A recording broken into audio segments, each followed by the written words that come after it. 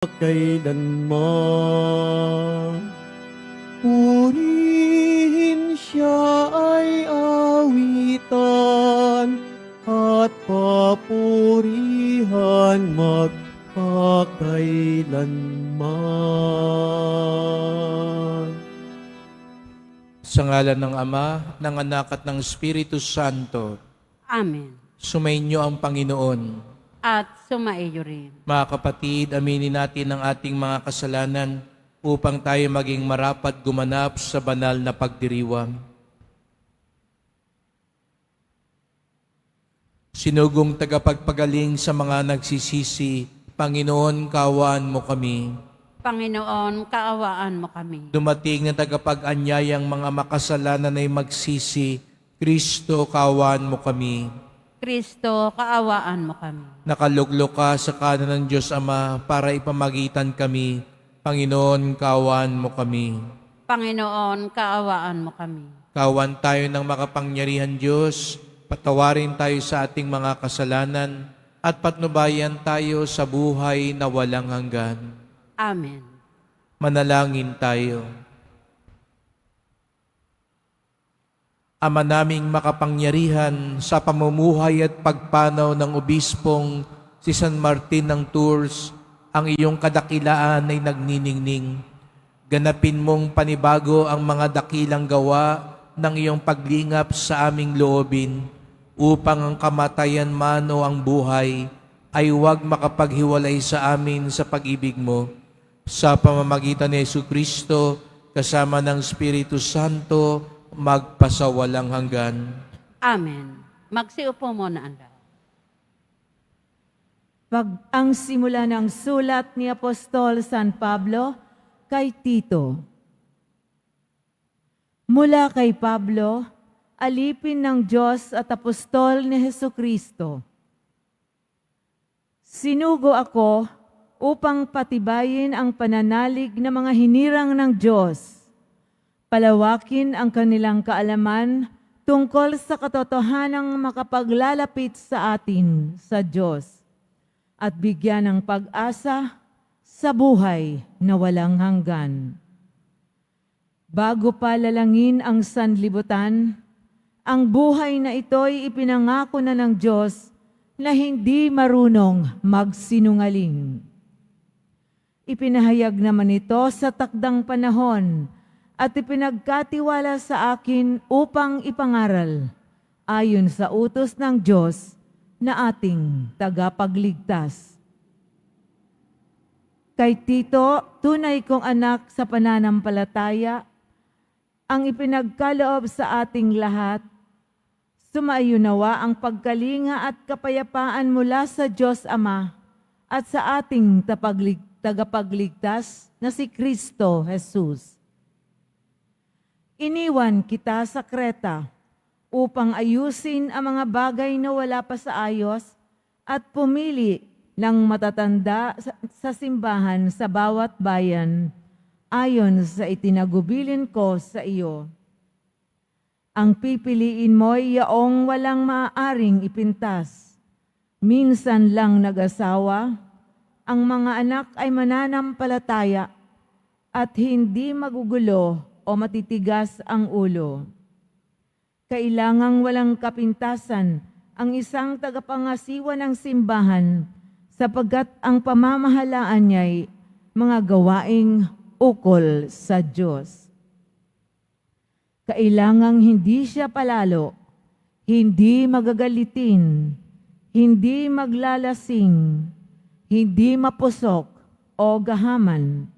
Bukas ang tahanan, maibigin sa kabutihan, may sariling bait, tapat makitungo sa kapwa, masunurin sa Diyos, at marunong magpigil sa sarili. Kailangang matatag siyang nanghahawak sa tunay na aral upang ito'y maituro sa iba at maipakilala ang kamalian ng mga sumasalungat dito. Ang salita ng Diyos. Salamat sa Diyos. Panginoon, ang bayan mo ay dumudulog sa iyo. Panginoon, ang bayan mo ay dumudulog sa iyo. Ang buong daigdig, lahat ay naroon.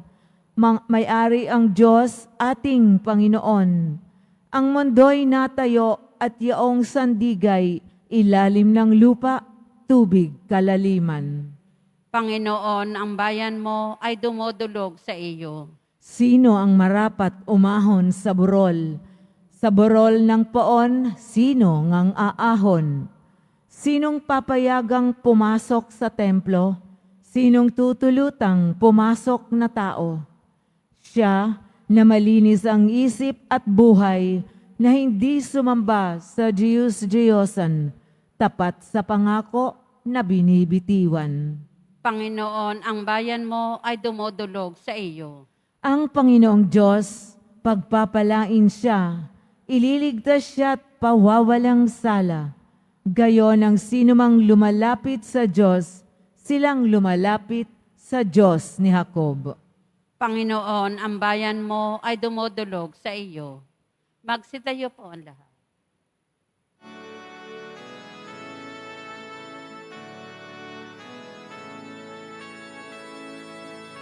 Hallelujah,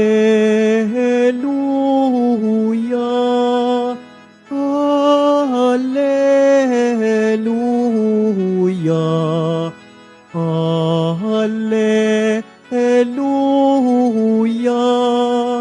Hallelujah.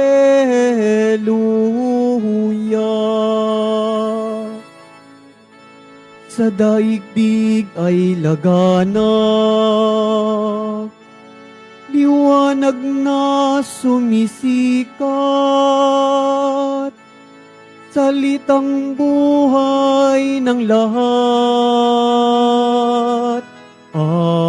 Alleluia,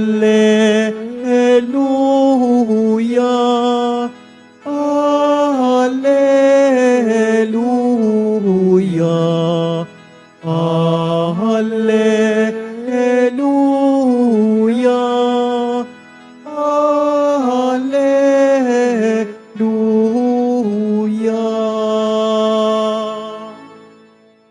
Sumainyo ang Panginoon.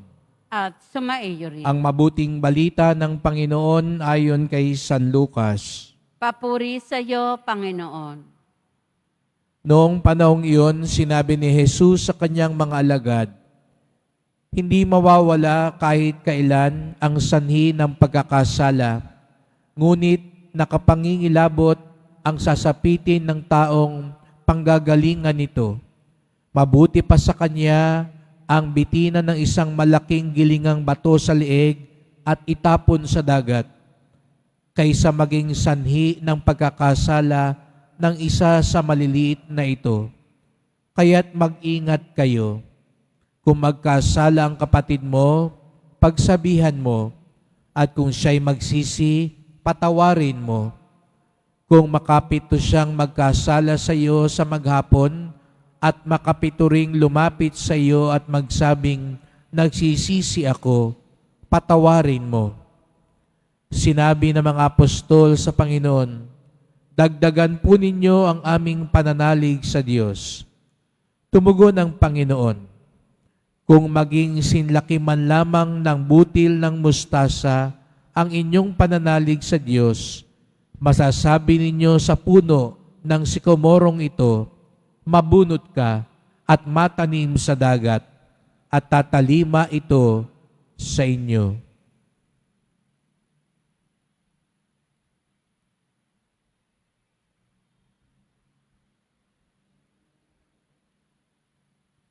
Ang mabuting balita ng ating kaligtasan. Pinupuri ka namin, Panginoong Heso Kristo. Magsiupo muna ang lahat. Magandang umaga po sa inyong lahat at maligayang pagdating sa tahanan ng ating mahal na pong Jesus Nazareno. Pinagdarasal din natin ang mga may sakit, nag-aalaga sa may sakit at mga kasama natin online, lalo na po ang ating mga kadeboto sa iba't ibang panig ng bansa daigdig na nais sumama sa banal na misa dito sa Quiapo, sa Basilica Minor at Pambansang Dambana ni Jesus Nazareno. Alam natin Marahil ang kantang pananagutan at sinasabi dito na walang sino man sa atin ang nabubuhay para sa sarili lamang. Tayong lahat ay may pananagutan sa isa't isa sapagkat tayong lahat ay tinipon ng Diyos. Lahat tayo'y magkakaugnay. Kung kaya nga't mabuti man o masama, ito ay may epekto, may bunga sa ating kapwa. Kaya nga tayo nagkukumpisal upang ipaalala sa atin ang bawat gawin natin ay may implikasyon, konsekwensya sa ating kapwa. Kahit na ang pinaka-personal mong kasalanan na ikaw lang marahil sabihin mo ang gumawa, mayroon at mayroon itong talab sa kapwa. Kaya nga tayo nangungumpisal sapagkat sinasagisag nito na humihingi tayo ng tawad dahil pag may kasalanan tayo, hindi lang nagagawa natin ito sa sarili natin, nagdudulot din ito ng epekto sa simbahan, sa komunidad, sa ating kapwa. Kaya nga't sa dalawang pagbasa ngayon, ipinapakita sa atin, sa unang pagbasa, naghahabilin si San Pablo kay San Tito sa pangangasiwa ng simbahan, sa pagpili ng mga susunod na mga leader ng simbahan, na para bagang sinasabi niya, ang bawat gawin mo, magkakaroon ng epekto sa simbahan. Kaya pumili ka ng tama, pumili ka ng mabuti, sapagkat anuman ang mangyari sa kanya, ganun din ang mangyayari sa pamayanan. Sa Ebanghelyo, nagbabala si Jesus Nazareno na ang mas malala sa paggawa ng kasalanan ay ikaw ang maging dahilan ng pagkakasala ng iba. Na ikaw mismo ang animoy nagtulak gumawa ng masama ang iyong kapwa. Kaya mga kapatid, ito yung ating ipagdasal na bawat gawa natin, bawat salita natin, bawat piliin natin, isipin natin, hindi lang ito ako lamang. Lagi itong may kaugnay sa iba. Para bagang iniisip natin, halimbawa, nagtapong ka lang ng basura, akala mo, ako lang naman yan, basura ko lang yan, dito ko lang naman yan tinapon. Pero alam natin na ang katulad ng bagay na iyon ay mayroong ding epekto sa ating kapaligiran. Lahat siguro ng tao ganun iniisip. Ayan, kaya nagkakabaha tayo. Kaya marumi ang paligid natin at pag marumi ang paligid, nagkakasakit ang mga tao. Naalala ko nung bata po ako, naliligo din naman ako sa baha. No? At lumulusong ako lagi, pero hindi pa uso nun yung leptospirosis. Pero ngayon, takot na tayo dahil sa mga ganong sakit. At anong dahilan ng sakit na yon? Bakit may daga? Dahil marumi ang paligid. Bakit marumi ang paligid? Dahil hindi na tayo nag-iingat at di na natin nililinis ang paligid at akala siguro natin, sarili ko lang namang bakuran, sarili ko namang lugar, sarili ko lang namang basura. Ganon din ang buhay espiritual natin. Nasa ating mga kamay, lalo ng mga kabataan, mga anak, mga kabataan ng ating pamilya, merong talab ang anumang gawin natin, mabuti man o masama.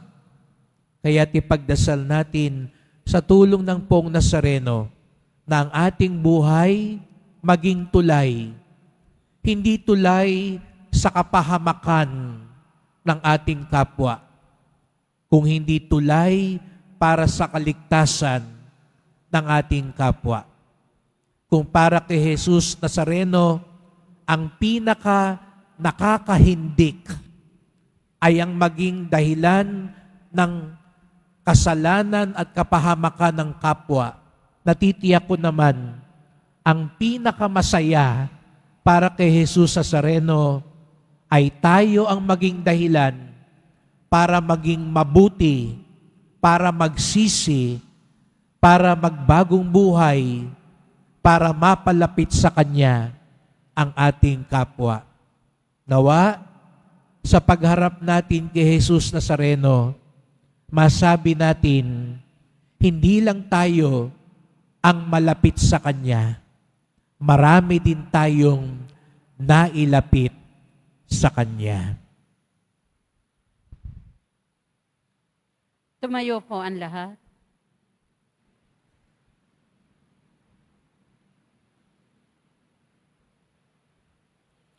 Mahal ko mga kapatid, itinuturo sa atin ng ating guro na ang kahulugan ng pagiging alagad ay ang radikal na pagtatanggi sa kasamaan. Inialay natin ang ating mga panalangin ngayon ng may pagpapasyang magsakripisyo upang sundan ng Panginoon. Ang ating tugon, Panginoon, sumaamin nawa ang iyong kapangyarihan. Panginoon, sumaamin nawa ang iyong kapangyarihan. Ang simbahan naway magwagi sa kanyang pagpupunyaging labanan ang kasamaan sa daigdig, manalangin tayo. Panginoon, sumaamin nawa ang iyong kapangyarihan. Ang Kristiyanong sumasampalataya naway magkaroon ng tapang na magsalita at kumilos laban sa kasamaang sumisira ng ating lipunan, manalangin tayo. Panginoon, sumaamin nawa ang iyong kapangyarihan. Ang mga pinaging manhid na ng kasalanan, naway hipuin ng Espiritu ng Panginoon upang magbalik loob sila at magbago ng pamumuhay, manalangin tayo. Panginoon, sumaamin nawa ang iyong kapangyarihan. Ang mga may sakit, naway palakasin sa kanilang dinaranas na pagsubok at maialay nila ang kanilang paghihirap para sa pagbalik loob ng mga makasalanan, manalangin tayo. Panginoon, sumaamin nawa ang iyong kapangyarihan. Ang ating mga mahal na yumao, naway akayin sa piling ni Kristo, manalangin tayo. Panginoon, sumaamin nawa ang iyong kapangyarihan. Makapangyarihan Diyos, bigyan mo kami ng matapang na pananampalataya upang maging malakas at matatag kami sa aming paglaban sa kasamaan ng mundong ito. Hiling namin ito sa ngalan ni Kristong aming Panginoon. Amen. Magsiupo muna, anak.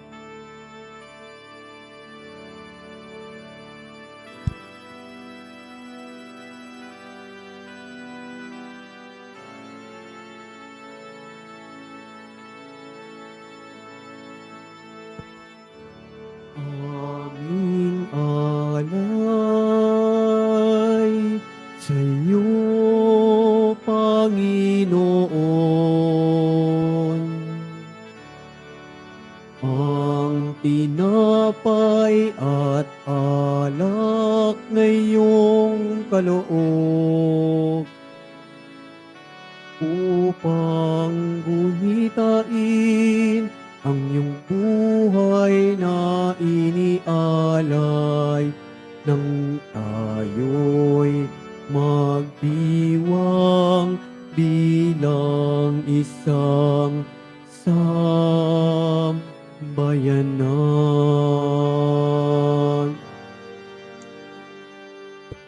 Tumayo po ang lahat. Manalangin kayo mga kapatid upang ating paghahain ay kalugdan ng Diyos amang makapangyarihan. Tanggapin nawa ng Panginoon itong paghahain sa iyong mga kamay, sa kapurihan niya at karangalan, sa ating kapakinabangan at sa buong sambayanan niyang banal. Ama naming lumikha, pakabanalin mo ang aming mga alay sa paghahain namin ngayong ginugunita si San Martin upang sa pamumuhay namin araw-araw, itaguyod kami nito sa hirap at ginhawa. Sa pamamagitan ni Jesucristo, kasama ng Espiritu Santo, magpasawalang hanggan. Amen. Sumainyo ang Panginoon. At sumaiyo rin. Itaas sa Diyos ang inyong puso at diwa. Itinaas na namin sa Panginoon. Pasalamatan natin ang Panginoong ating Diyos. Marapat na siya ay pasalamatan. Ama naming makapangyarihan, tunay ngang marapat na ikaw ay aming pasalamatan sa pamamagitan ni Jesucristo na aming Panginoon. Ngayong si San Martin ay pinararangalan sa pamumuhay niyang totoong uliran at pagiging maasahan sa panunungkulan. Kaya't si Jesucristo na maasahan sa katapatan ay inihahayag sa pangangasiwa sa sambayanan. Ang malasakit ng mga ulirang tagapangasiwa noon ay nagpapatuloy magpahanggang ngayon sa mga panalangin kanilang iniukol kaisa ng sambayanan mong dito'y nagtitipon. Kaya kaisa ng mga anghel nagsisiawit ng papuri sa iyo nang walang humpay sa kalangitan, kami nagbubunyi sa iyong kadakilaan. Santo, Santo, Santo, Panginoon Diyos na mga hukbo, napupuno ang langit at lupa ng kadakilaan mo, o sana sa kaitaasan. Pinagpala ang naparirito sa ngalan ng Panginoon, o sana sa kaitaasan. Lumuhod po ang lahat. Ama naming banal, ikaw ang bukal ng tanang kabanalan. Kaya't sa pamamagitan ng iyong Espiritu, gawin mong banal ang mga kaloob na ito, upang para sa amin maging katawan at dugo ng aming Panginoong Hesukristo. Bago niya pinagtiis ang kusang loob na maging handog, hinawakan niya ang tinapay, pinasalamatan kanya, pinaghati-hati niya iyon, iniabot sa kanyang mga lagad at sinabi, "Tanggapin ninyong lahat ito't kanin. Ito ang aking katawan na ihahandog para sa inyo."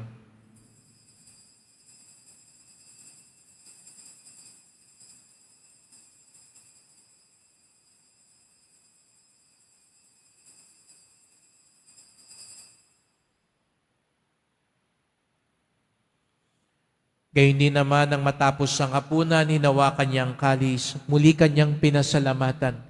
Iniabot niya ang kalis sa kanyang mga lagad at sinabi, "Tanggapin ninyong lahat ito't inumin. Ito ang kalis ng aking dugo, ng bago't walang hanggang tipan. Ang aking dugo na ibubuhos para sa inyo't para sa lahat sa kapagpapatawad ng mga kasalanan. Gawin niyo ito sa pag-alala sa akin."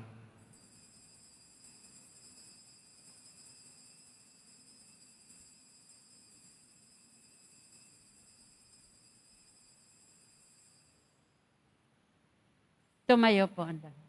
Ipagbunyi natin ang misteryo ng pananampalataya.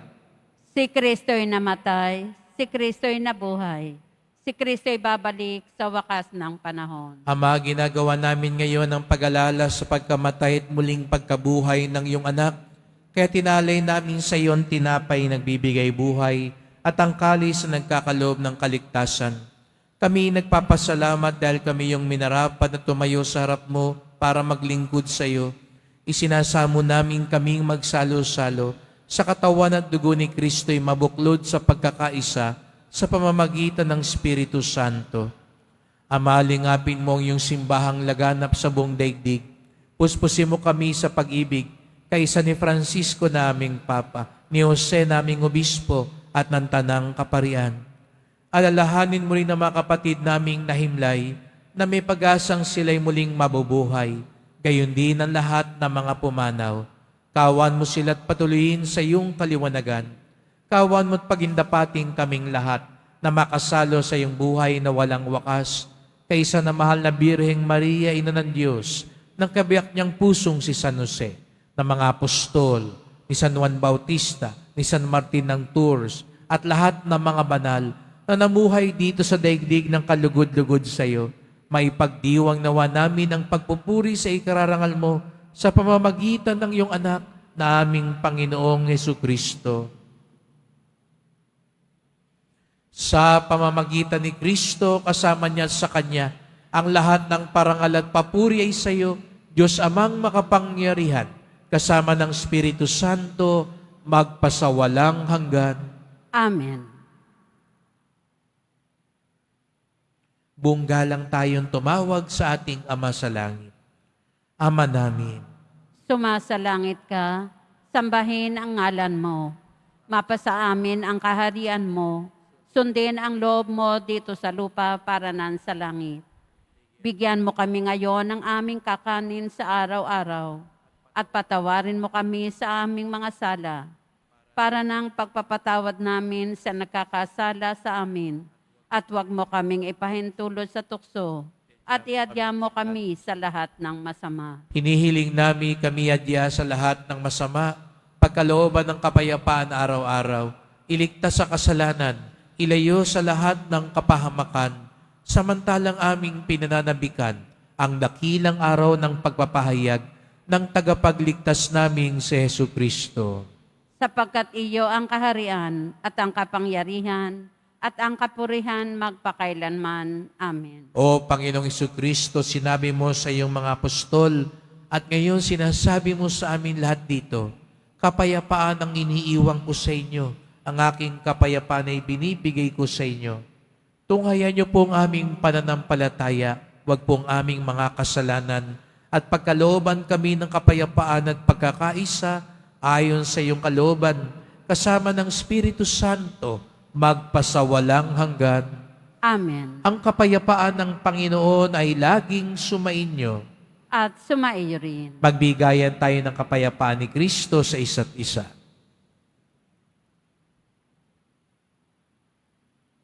Kordero ng Diyos na nag-aalis ng mga kasalanan ng sanlibutan, maawa ka sa amin.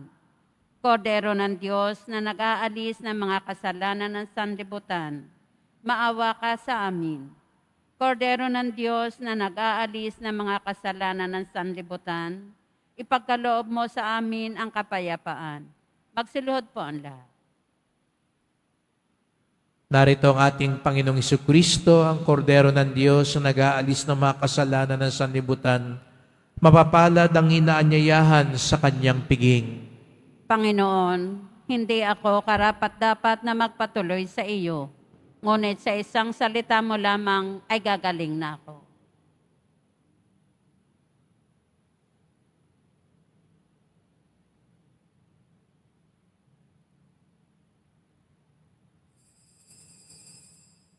Para sa lahat ng tatanggap ng banal na komunyon, sasagot po tayo ng amen, pagkasabi ng pari o ng lay minister ng katawan ni Kristo, at isubo agad sa bibig bago umalis sa harapan ng pari o lay minister.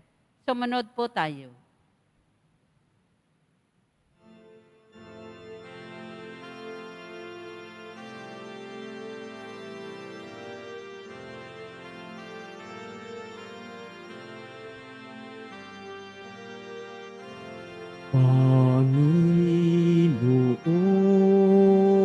Panginoon, narito ako, naghihintay sa utos mo, lahat ng yaman ko ay alay ko sa'yo. Ikaw ang tanging buhay ko.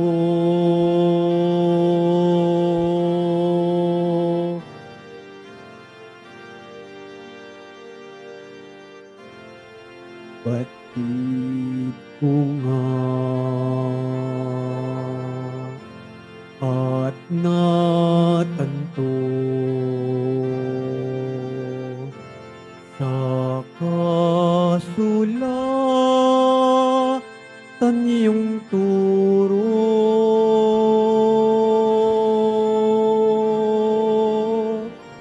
Pakikinggan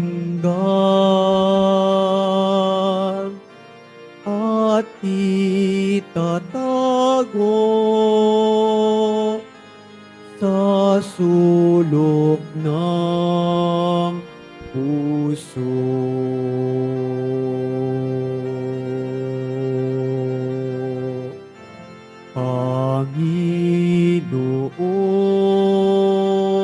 Panginoon, narito ako, naghihintay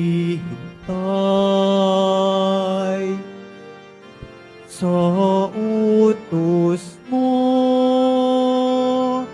Lahat ng yaman ko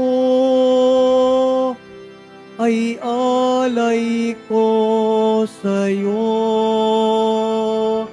Ikaw ang tanging buhay ko.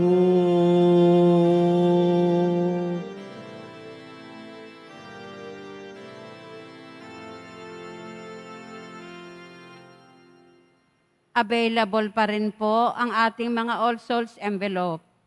Sa mga nagnanais, maaari kayong kumuha na malapit sa mga pintuan ng ating simbahan o sa information guard.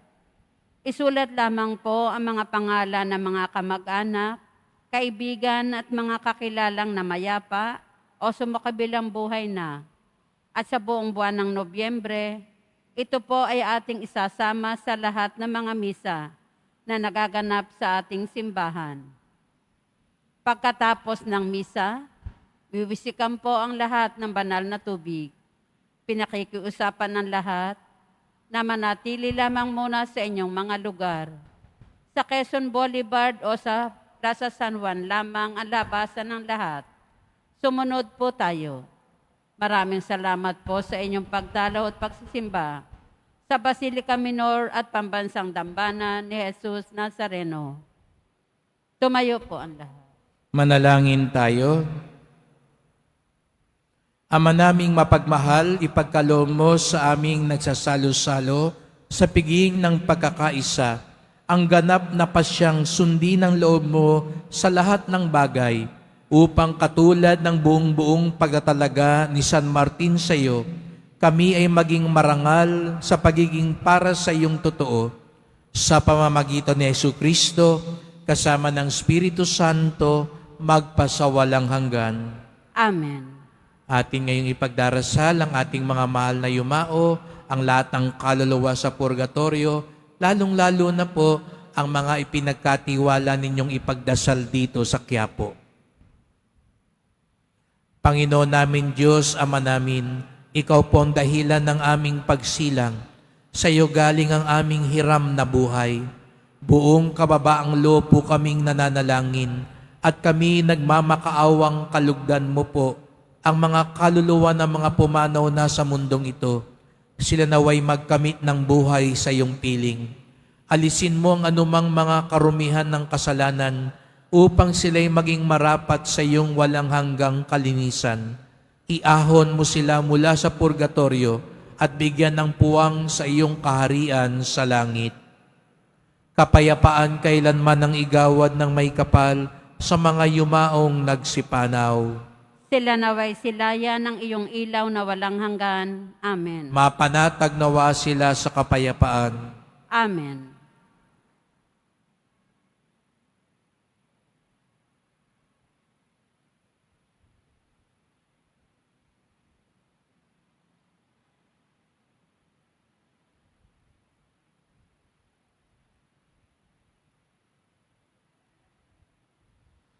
Salamat po sa inyong pagpunta dito sa Quiapo. Ingat po kayo sa pag-uwi. Salamat po sa mga naglingkod sa misa at sa inyong tulong sa simbahan, mga pamisa, love offerings, online donations, sa mga nagdadala po ng bigas, dilata at iba pang pangayuda. Ang ating debosyon sa Poong Nazareno ay nagtuturo sa atin magmalasakit sa ating kapwa. Tayong lahat ay magkakaugnay. Walang ibang makapagbibigay galak pa kay Jesus Nazareno ang tayo'y maging dahilan upang lalong mas mapabuti at mapalapit sa Kanya ang ating kapwa. Sumainyo ang Panginoon. At sumaiyo rin. Mahal na pong Jesus Nazareno, inihayag mo sa pamamagitan ng krus ang walang maliw na pag-ibig ng Diyos sa sangkatauhan. Pakinggan mo ang kahilingan ng iyong angkan na nagsusumamo sa iyo. Makamtanawa nilang iyong katugunan at tanggapin ang kasagutan ng may utang na loob na tinatanaw. Basbasan din po ninyong dala nilang mga imahe at dasalan. Sa pamamagitan ng bendisyon na ito, naway maalala nila mga pangako sa binyag na ikaw ang kanilang iibigin at paglilingkuran bilang Panginoon, magpasawalang hanggan. Amen. At pagpalain kayong lahat ng makapangyarihang Diyos, Ama at Anak at Espiritu Santo. Amen. Pumayo kayong taglay ang awa at kapayapaan ng Pong Jesus Nazareno. Salamat sa Diyos.